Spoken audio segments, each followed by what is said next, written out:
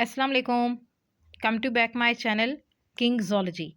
Today the topic of my presentation is heterologous protein production. तो इस video के अंदर हम देखेंगे हेटरोलोगस प्रोटीन्स क्या हैं, उनका एक्सप्रेशन सिस्टम क्या होता है, ठीक है, हेटरोलोगस होस्ट क्या होता है, उनके कौन कौन से फैक्टर्स हैं, बेनिफिट्स क्या हैं, साथ में उनके एग्जांपल्स को भी हम डिस्कस करेंगे और पूरा प्रोसीजर जो है वो इस वीडियो के अंदर डिस्कस करेंगे। तो वीडियो को स्टार्ट करने से पहले मेरे चैनल को सब्सक्राइब करें। अगर आपको वीडियो अच्छी लगती है तो इसको लाइक करें एंड शेयर करें। तो स्टार्ट करते हैं वीडियो। यहाँ पे हम सबसे पहले ये देखेंगे कि हेटरोलोगस प्रोटीन कौन से वाली प्रोटीन्स होती हैं। हेटरोलोगस प्रोटीन वो प्रोटीन्स हैं जो हेटरोलोगस होस्ट के अंदर बन रही होती हैं, ठीक है। इसी तरह हम इनका हेटरोलोगस एक्सप्रेशन जो है वो भी डिस्कस करेंगे, उसके होस्ट के बारे में डिस्कस करेंगे। तो हेटरोलोगस प्रोटीन आप ये कह सकते हो बेसिकली वो प्रोटीन है जो किसी भी होस्ट के अंदर बनाई जाती हैं, जो उसकी अपनी नहीं होती, ठीक है। वो खुद मतलब उनको नहीं बना सकता। हम क्या करते हैं कि हम जो जीन होती है, जीन ऑफ इंटरेस्ट, ठीक है, उसको इंसर्ट करते हैं उसके अंदर और फिर अपनी मर्ज़ी की जो प्रोडक्ट होती है, यानी अपनी मर्ज़ी की जो प्रोटीन होती है, वो बनवा रहे होते हैं, जो बेसिकली उसकी होती नहीं है, बल्कि वो हम इंसर्ट करवा रहे हैं जीन, जिसकी वजह से वो प्रोटीन बन के उससे बाहर मिल रही है हमें, उसको हम प्यूरीफाई कर रहे हैं आगे से, या जो भी फर्दर प्रोसीजर है या जिस चीज़ के लिए उसको यूज़ कर रहे हैं, तो वो वाली जो प्रोटीन्स हैं, उनको हम क्या कहते हैं, ये क्या है, ये हेटरोलोगस प्रोटीन्स हैं, ठीक है। इसके बाद हम हेटरोलोगस एक्सप्रेशन जो है इसके बारे में देखेंगे। तो इसमें हम ये कह सकते हैं कि जो एक्सप्रेशन है, ठीक है, एक्सप्रेशन का मतलब होता है शो ऑफ करना, किसी चीज़ को प्रोड्यूस करना या किसी चीज़ का रिजल्ट हमें शो कराना, ठीक है। हम कहते हैं ये एक्सप्रेशन है, जैसे कि हम कहते हैं ना जीन एक्सप्रेशन। तो जीन एक्सप्रेशन का मतलब ये होता है कि आपने उस जीन की जो है प्रोटीन बना ली है, ठीक है। तो हम कहेंगे जब वो प्रोटीन बनेगी तो हम कहेंगे ये क्या है, ये जीन एक्सप्रेशन हो गया है। बिल्कुल इसी तरह हेटरोलोगस एक्सप्रेशन भी होता है। इसमें क्या होता है कि एक सेल के अंदर क्या किया जाता है, प्रोटीन जो है वो बना ली जाती है, लेकिन वो उस सेल की नॉर्मल प्रोटीन नहीं होती, बल्कि वो हमारी जेनेटिक इंजीनियरिंग की वजह से, जो हमने जीन ऑफ जो है ना इंटरेस्ट उसको इंसर्ट किया होता है, उसकी वजह से वो बन रही होती है। That's why we say it is a heterologous expression and heterologous protein. उसके बाद नेक्स्ट जो हम चीज़ डिस्कस करेंगे, जो होस्ट है वो एक ऐसा सिस्टम है जिसके अंदर क्या हो रहा है, वो प्रोटीन पूरी की पूरी बन रही है, ठीक है। तो उस होस्ट को हम क्या कहते हैं, ये क्या है, ये हेटरोलोगस होस्ट है, क्योंकि उसकी जो सेल लाइनिंग है वहाँ पे वो प्रोटीन जो है वो बन रही है, वहाँ पे वो सारा सिस्टम जो है वो चल रहा है, जेनेटिक इंजीनियरिंग का सारा प्रोसीजर वहाँ पे हो रहा है। ये जब मैं आपको डायग्राम दिखाऊंगी तो आपको ज़्यादा इसकी जो है ना वो समझ आएगी। लेकिन अब वो जो सेल है उसने कभी सपोज भी नहीं किया होगा कि वहाँ पे इस तरह की कोई प्रोटीन बन सकती है, ठीक है। इस तरह से वहाँ पे इस तरह की कोई प्रोटीन नहीं बन सकती, लेकिन वो क्या है कि हम अपनी जीन ऑफ इंटरेस्ट बीच में इंसर्ट करवा रहे हैं, दैट्स वाई कि वो वहाँ से बन के निकल रही है। तो इसको हम क्या कहते हैं, ये क्या है, ये हेटरोलोगस होस्ट है, ठीक है, जिसके अंदर ये सारा काम जो है ना वो चल रहा है। नेक्स्ट हम देखेंगे कि हेटरोलोगस एक्सप्रेशन सिस्टम जो है वो कौन से हैं, उनकी कौन कौन सी टाइप्स हैं और किस तरह से हम उनको जो है ना वो ओवरऑल यूज़ कर सकते हैं इस पूरे प्रोसीजर के अंदर। जब हमारे ज़हन में बायोटेक्नोलॉजी आती है या फिर ये रिकम्बिनेंट जितनी भी चीज़ें आ रही हैं, रिकम्बिनेंट डीएनए आ रहा है या रिकम्बिनेंट टेक्नोलॉजी आ रही है, इससे रिलेटेड जितनी भी चीज़ें हमारे ब्रेन में आती हैं, तो हमारे ज़हन में सबसे पहले जो है ना ई कोलाई आता है, बैक्टीरिया आ रहे होते हैं। लेकिन ऐसा नहीं होता कि हर दफ़ा जो आपका जो एक्सप्रेशन सिस्टम है वो ई कोलाई ही हो, बल्कि वो कोई मैमेलियन सेल भी हो सकता है, वो जीस्ट भी हो सकते हैं, ठीक है, इंसेक्ट सेल भी हो सकता है या ज़ीनोपस जो है ना oocytes वो भी हो सकते हैं। मतलब ये है कि होस्ट कोई भी हो सकता है, ठीक है। वो डिपेंड करता है कि आपकी प्रोडक्ट कौन-सी है, आप कौन-सी प्रोडक्ट बनवाना चाहते हो, कौन-सी जीन्स जो है उसकी प्रोडक्ट आप लेना चाहते हो। और प्रोडक्ट हमेशा जो जीन की होती है वो प्रोटीन की फॉर्म में आ रही होती है हमारे पास, ठीक है। और वो प्रोटीन कोई भी हो सकती है। ज़रूरी नहीं है कि वो प्रोटीन जो है कोई मतलब हीमोग्लोबिन ही हो, ठीक है, या फिर इसके अलावा कोई इंसुलिन ही हो, मतलब वो कोई हार्मोन भी हो सकता है, ठीक है। कोई फैक्टर हो सकते हैं, ग्रोथ फैक्टर हो सकते हैं, जैसे कि हम कहते हैं ग्रोथ हार्मोन है, ग्रोथ फैक्टर्स हैं। इसके अलावा और भी चीज़ें हो सकती हैं। सबसे पहले सिंपली जो पहला स्टेप है उसमें होता क्या है कि आप क्या करते हो, आपने जीन ऑफ इंटरेस्ट लेनी होती है, ठीक है। बजाय इसके कि आप किसी भी न्यूक्लियस के अंदर घुसो, वहाँ से जाके उसका क्रोमेटिन या उसका क्रोमोसोम किसी भी तरह से उसके डीएनए को ओपन करके वहाँ से उसकी जीन लो, ठीक है। मतलब वो डिफरेंट वे हैं एंड काफ़ी कम्प्लेक्स है, क्योंकि वहाँ पे जीन्स जो हैं वो बहुत ज़्यादा हैं। 3 मिलियन जीन्स जो होती हैं वो प्रेजेंट होती हैं ह्यूमन्स के, आप ये कह सकते हो उसके न्यूक्लियस में या उसके डीएनए में। तो फिर वहाँ से वो चीज़ निकालना जो है वो बहुत डिफ़िकल्ट हो जाता है, बहुत मतलब इम्पॉसिबल है, आप ऐसा नहीं कर सकते। तो सिंपल क्या किया जाता है, जो आपने जीन लेनी होती है, जीन ऑफ इंटरेस्ट लेनी होती है, आप क्या करते हो, मैसेंजर आरएनए जो होता है ना, ठीक है, आप इसको ले लेते हो। मैसेंजर आरएनए लेते हो, उसके ऊपर तो ऑलरेडी मतलब शॉर्ट फॉर्म में हमारे पास कोडॉन्स वगैरह सारे प्रेज़ेंट होते हैं, लेकिन वो ओवरऑल पूरा जेनेटिक मटीरियल नहीं होता, बल्कि एक पीस ऑफ डीएनए होता है, ठीक है, जो कि ट्रांसक्रिप्ट होके आ रहा होता है। आप क्या करते हो, यहाँ पे उसकी रिवर्स आपने पहले वो ले लिया मैसेंजर आरएनए, उसके बाद रिवर्स उसकी ट्रांसक्रिप्शन करवाई, देन वो क्या बन जाएगा, वो हमारे पास आ जाएगा डीएनए। और डीएनए में हम क्या करेंगे, उसके बाद उसकी प्यूरिफिकेशन करेंगे। प्यूरिफिकेशन करके फॉर एग्जांपल आपकी जो जीन ऑफ इंटरेस्ट है, ठीक है, वो ओआरएफ है, तो आप क्या करोगे, इसको आप वहाँ से सेपरेट कर लोगे, निकाल लोगे। देन आप इसको क्या करोगे, इंसर्ट करोगे किसी भी एनिमल के अंदर, ठीक है। वो एनिमल जो है ना वो कोई भी हो सकता है, ठीक है। अब वो जो उसके आर पार की जितनी भी चीज़ें थी या बाकी जो वहाँ पे कोडान्स वगैरह थे, उनको आपने कैसे रिमूव किया, आपने क्या किया, वहाँ पे कुछ एंजाइम्स लगाए हैं, एंडोन्यूक्लियसेस लगाए हैं, जिन्होंने क्या किया है, उस पार्ट को यानी डीएनए के पार्ट को ब्रेक किया है। और डीएनए के पार्ट को ब्रेक करके तो उसने आपकी जो फेवरेट जीन थी, ठीक है, उसको उसने सेपरेट कर लिया है। बाकी सारी चीज़ें यहाँ पे क्या हो गई हैं, डाइजेस्ट हो गई हैं, ख़त्म हो गई हैं। तो उसके बाद क्या है कि फिर अब यहाँ पे प्रोसेस होगा लाइगेशन का। अब ये वाला जो हमारे पास डीएनए आ रहा है ना, ठीक है, ये डीएनए आप ये समझ लो ई कोलाई का है या किसी और चीज़ का, जिसके साथ आप क्या करना चाहते हो, उसको कंबाइन करना चाहते हो अपनी जीन ऑफ इंटरेस्ट को, ठीक है। तो आप ले लोगे इन दोनों को और उसके बाद आपकी जो जीन ऑफ इंटरेस्ट होगी उसमें इंसर्ट करोगे और ये ओवरऑल ये इस तरह से आपके पास फिनिश प्रोडक्ट जो है वो बन जाएगी, ठीक है। ये हमारे पास टोटल बन चुका है रिकम्बिनेंट डीएनए। अब रिकम्बिनेंट डीएनए के बाद फर्दर प्रोसीजर क्या है, वो आपको बताती हूँ कि कैसे फिर आखिर में प्रोटीन जो है वो बनती है, उसकी प्रोडक्शन कैसे होती है एंड एट द एंड उस प्रोटीन की जो ट्रांसपोर्ट है वो कैसे हो रही है, कैसे वो एक सेल से बाहर निकल रही है और उसके बाद हम उसको प्यूरीफाई कैसे करते हैं, कैसे वो हमारे ना मतलब यूज़ में आती है, कैसे हम इंडस्ट्री लेवल पे या फिर आप ये कह सकते हो फार्मास्यूटिकल लेवल पे उसको यूज़ कर रहे होते हैं।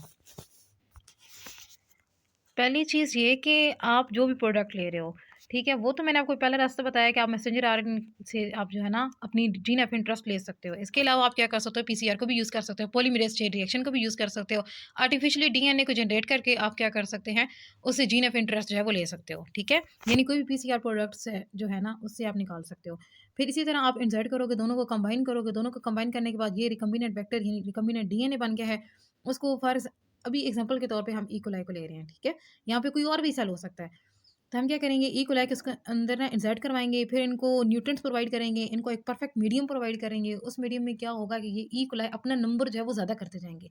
इनका नंबर जो है वो बहुत ज़्यादा हो जाएगा और जैसे-जैसे इनका नंबर ज़्यादा होगा, ठीक है, वैसे-वैसे जो इनका ये वाला जो हमने डीएनए इंसर्ट करवाया और जो इनका अपना है, ये क्या करेंगे, ये दोनों यानी रिकम्बिनेंट जो डीएनए है, ठीक है, ये भी अपने आप का जो नंबर है ना वो इंक्रीज़ करेगा।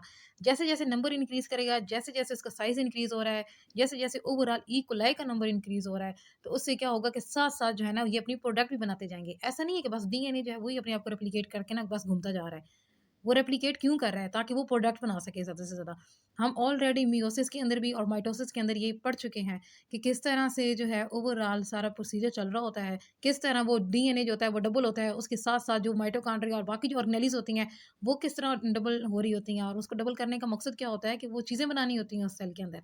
ठीक है? क्योंकि सारा का सारा जेनेटिक मटीरियल जो होता है वो रिस्पॉन्सिबल होता है कि वहाँ पे कौन-सी प्रोटीन्स बनेंगी, कौन-कौन सी जगह पे जाएँगी, कौन-कौन से एंजाइम्स आएँगे, किस तरह से वर्क डन होगा, ये सारा काम डीएनए सँभाल रहा होता है।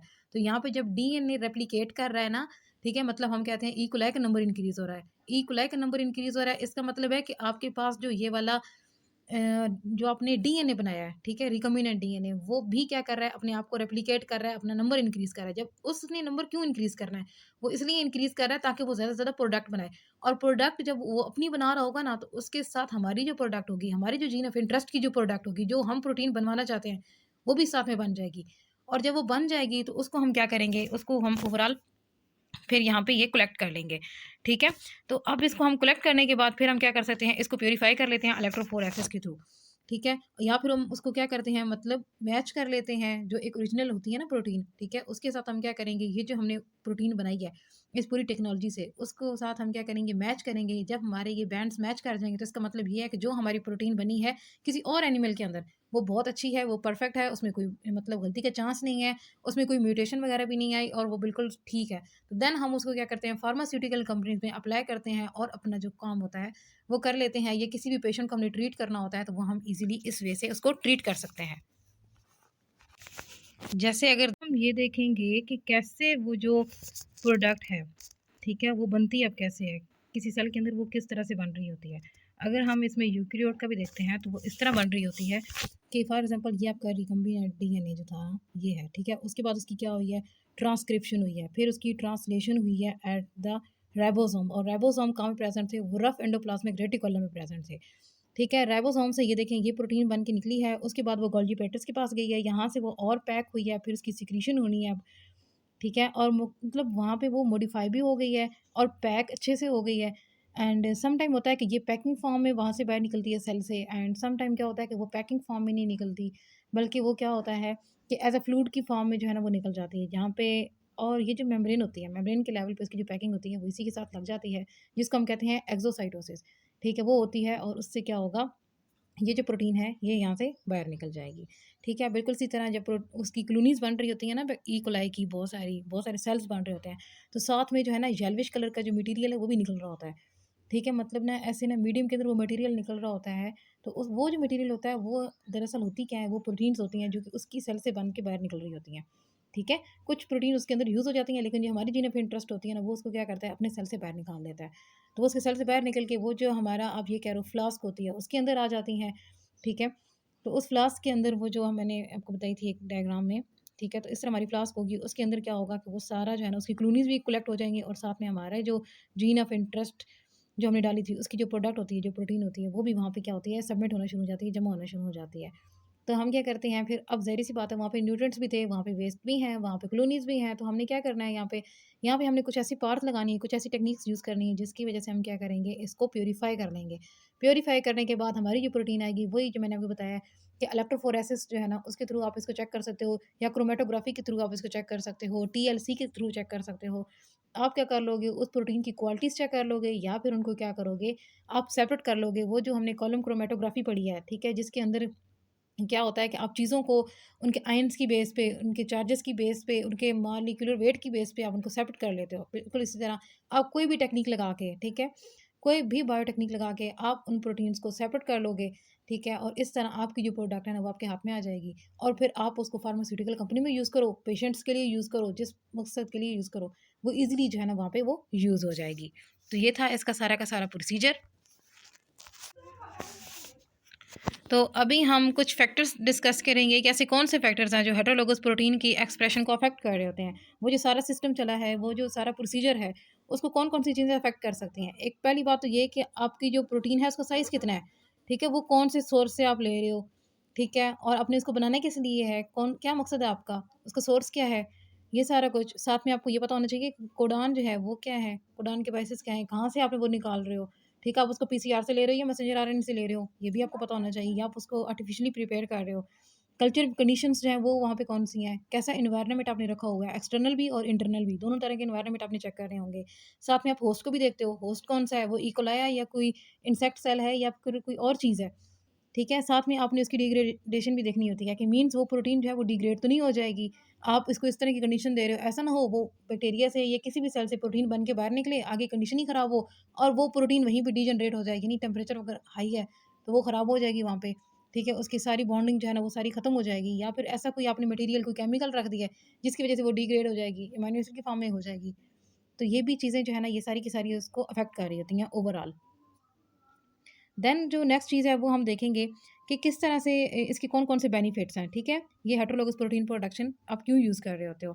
ये यूज़ कर रहे होते हैं कि जो रिस्क होता है कंटामिनेशन का, ठीक है? मतलब कोई भी कंटामिनेटिंग मटीरियल हमें लगता है कि हमारी प्रोटीन के अंदर आ जाएगा, या प्रोटीन की क्वालिटी ख़राब हो जाएगी, उसकी क्वांटिटी में फ़र्क पड़ेगा, तो वो सारा का सारा जो है ना वो यहाँ पे रिस्क ख़त्म हो जाता है, ठीक है? उसकी क्वालिटी भी अच्छी होती है और उसकी क्वांटिटी भी अच्छी होती है, नंबर में भी ज़्यादा हो जाएगी वो।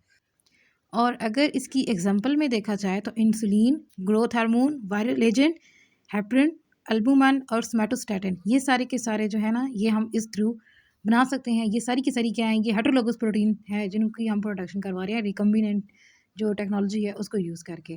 तो अगर आपको वीडियो अच्छी लगे तो वीडियो को लाइक करें एंड मेरे चैनल सब्सक्राइब करें। Thanks for watching.